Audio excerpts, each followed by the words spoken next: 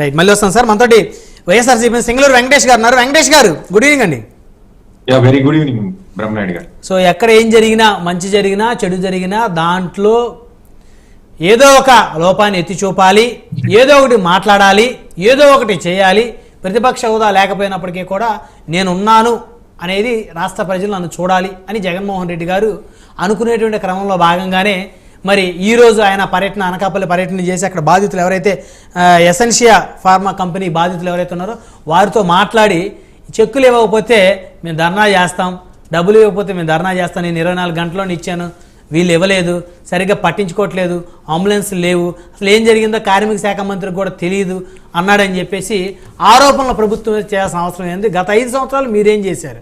ఇలాంటివి జరగకుండా సేఫ్టీ ఏ విధంగా ఫార్మా కంపెనీలు తీసుకునే విధంగా మీ ప్రభుత్వం చర్యలు తీసుకుందనే దాని మీద కనీసం ఒక అవగాహన ఉన్నా, మరి ఉందో లేదో తెలియదు, కానీ కనీసం దాని మీద 2 మాటలు కూడా మాట్లాడకుండా ఎందుకు కూటమి ప్రభుత్వం మీద కేవలం ఆరోపణలే అజెండాగా పెట్టుకుని మళ్ళీ అక్కడ కూడా రెడ్ బుక్ని తీసుకొని వచ్చి దాని మీద పెట్టిన శ్రద్ధ దీని మీద పెడితే ఈ పరిస్థితి వచ్చేది కదా అనేటువంటి వ్యాఖ్యలు ఎందుకు చేయాల్సి వచ్చింది? నేను ముందుగా ప్యానెల్లో ఉన్న సోదరులకి, అలాగే మీకు, ప్రైమ్ 9 యాజమాన్యానికి, ప్రైమ్ 9 వీక్షకులకు కూడా వెరీ గుడ్ ఈవినింగ్ అండి, నమస్తే.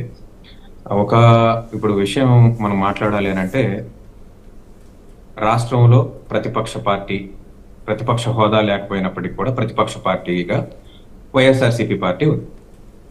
ఒక భయంకరమైనటువంటి ఒక విధ్వంసం జరిగింది, ఒక ఫ్యాక్టరీలో జరిగినటువంటి ఒక ప్రమాదం అనేక మంది మృతికి కారణమైంది. దీని మీద ఒక ప్రతిపక్ష నేతగా జగన్మోహన్ రెడ్డి గారు విజిట్ చేయటం, తన పరిపాలనలో కూడా ఇలాంటి ఒక దుస్సంఘటన లేదా ఇలాంటి విధ్వంసం ఒకటి జరిగినప్పుడు ఆయన ఎలాగా వెంటనే ఆయన ప్రతిస్పందించారు. మృతులకి కానివ్వండి, లేదా అప్పుడు జరిగినటువంటి ఆసుపత్రి వ్యవహారం కానివ్వండి, మిగతా క్షతగాతులకు తీసుకున్నటువంటి వ్యవహారాలు కానివ్వండి, వీటన్నిటి మీద ఆయన అనలైజ్ చేసి చెప్పడం జరిగింది. అలాగే గత ప్రభుత్వంలో, అంటే గత 5 సంవత్సరాల్లో జరిగినప్పుడు ఏదైతే ఆయన చర్యలు తీసుకున్నారో అదే చర్యలను తీసుకోవాల్సిందిగా ఈ ప్రభుత్వాన్ని డిమాండ్ చేయడం జరిగింది.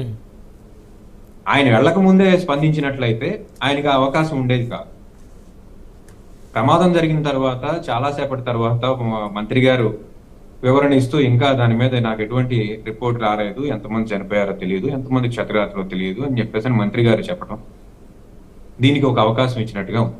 సరే, ఆయనకి మంత్రి పదవి కొత్త కాబట్టి ఆయన మనం ఎక్కువగా విమర్శించాల్సిన అవసరం కూడా లేదు. కానీ ఈ రాష్ట్రంలో అత్యంత రాజకీయ అనుభవం ఉన్న, పరిపాలన అనుభవం ఉన్నటువంటి చంద్రబాబు నాయుడు గారు సాధారణంగా ఒక 5 సంవత్సరాల పాటు ముఖ్యమంత్రిగా తన యొక్క టెన్యూర్ ని ఫినిష్ చేసిన జగన్మోహన్ రెడ్డి గారు తీసుకున్నటువంటి నిర్ణయం తీసుకోవడంలో కూడా ఎందుకు అంత తాత్సారం వ్యవహరించారనేది ఇక్కడ మాట్లాడుకోవాల్సిన విషయం.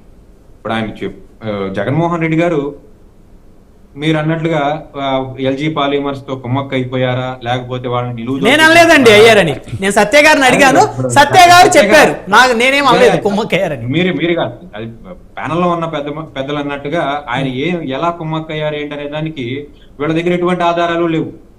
ఏదో గాలిపోగు చేసి గోల్ చేయాలంతే, అంతకు మించి ఆయన చేసినటువంటిది. ఇప్పుడు ప్రభుత్వంలో మీరు ఉన్నారు కదా, 60 రోజులు అయింది, లేకపోతే 75 రోజులు అయింది ప్రభుత్వంలో, మీరు కూడా భాగస్వామ్యులు అయ్యి జగన్మోహన్ రెడ్డి ఎల్జీ పాలిమర్స్ ని ఇలా దోచుకున్నాడని చెప్పేసి ఒక శ్వేతపత్రం ఇవ్వండి. ఎలా మీకు అలవాటే కదా శ్వేతపత్రాలు ఇవ్వడం, ఇస్తే బాగుండేది. అంటే పాపం ఎన్ని ఇస్తారు సార్, ఎన్నిటి మీద అది ఇచ్చి చేయాలి. ఇప్పుడు అడుగుతున్నది ఏంటి? ప్రమాదం జరిగింది, గత ప్రభుత్వంలో కొత్తగా వచ్చినటువంటి ఒక ముఖ్యమంత్రి ₹1 కోటి ఇచ్చాడు. మీరు 14 ఏళ్ల పాటు సుదీర్ఘమైనటువంటి ముఖ్యమంత్రిగా మీరు ఉన్నారు. మీరు వెంటనే తీసుకోవాల్సిన చర్యలు తీసుకుంటే ఈ కొత్తగా వచ్చిన ఒక పరిపాలన చేసినటువంటి ముఖ్యమంత్రికి ఈ అవకాశం వచ్చి ఉండేది కాదు కదా.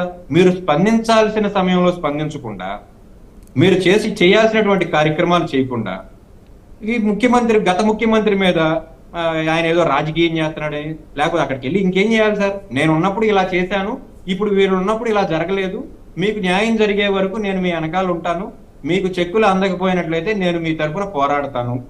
ఇదే కదా జగన్మోహన్ రెడ్డి చేయాల్సింది. ఇంతకు మించి ఇంకేదైనా చేయాలని మీరు ఎక్స్పెక్ట్ చేస్తున్నారా? దానికి మేము తీసుకోవాల్సినటువంటి మాకు పరిపాలన అనుభవం లేదు, జనసేన పార్టీ మంత్రులుగా మాకు అనుభవం లేదు, కాబట్టి కొంత సమయం తీసుకున్నామని చెప్పేసి మీరు చెప్పాల్సింది పోయి, ఏదో ముఖ్యమంత్రి గారు ఆయనతో కుమ్మక్కయ్యాడు, వాళ్ళ నిలువు దోపిడీ చేశాడని చెప్పడం చాలా విచారకరం. మీ దగ్గర ఆధారాలు ఉన్నప్పుడు ఖచ్చితంగా దాని మీద స్పందించండి.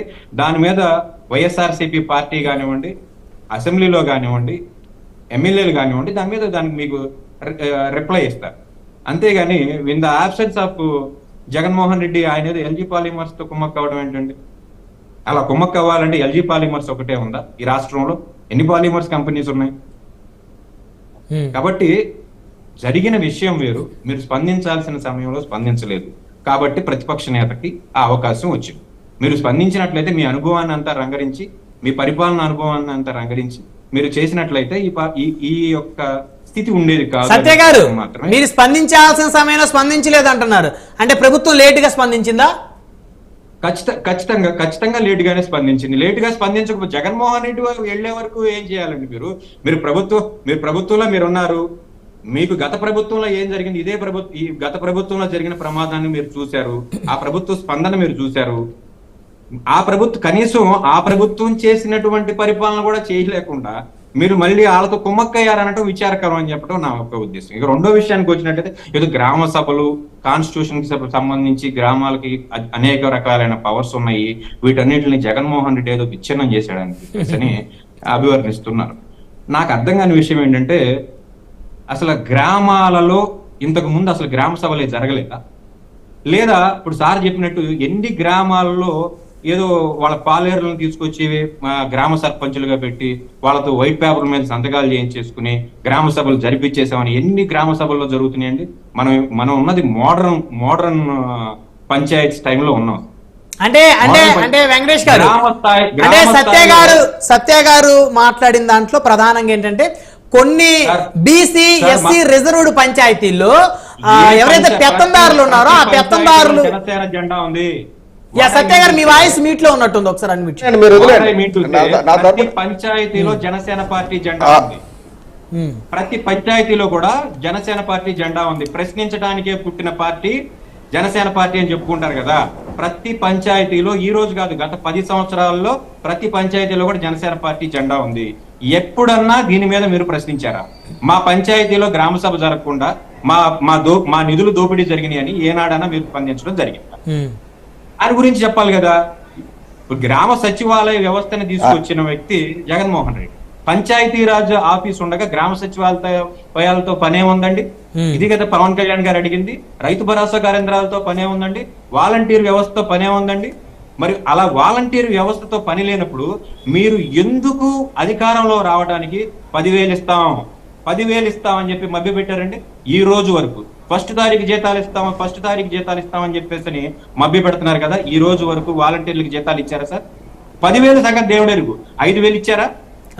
రైట్ ఒక్క నిమిషం వెంకటేష్ గారు మళ్ళీ వస్తాను. సత్య గారు, మీరు చాలా ప్రశ్నలు అడిగారు, చాలా ఆరోపణలు చేశారు, వారిని రెస్పాండ్ అవనివ్వండి, తర్వాత మళ్ళీ మీరు మాట్లాడదు. సత్య గారు.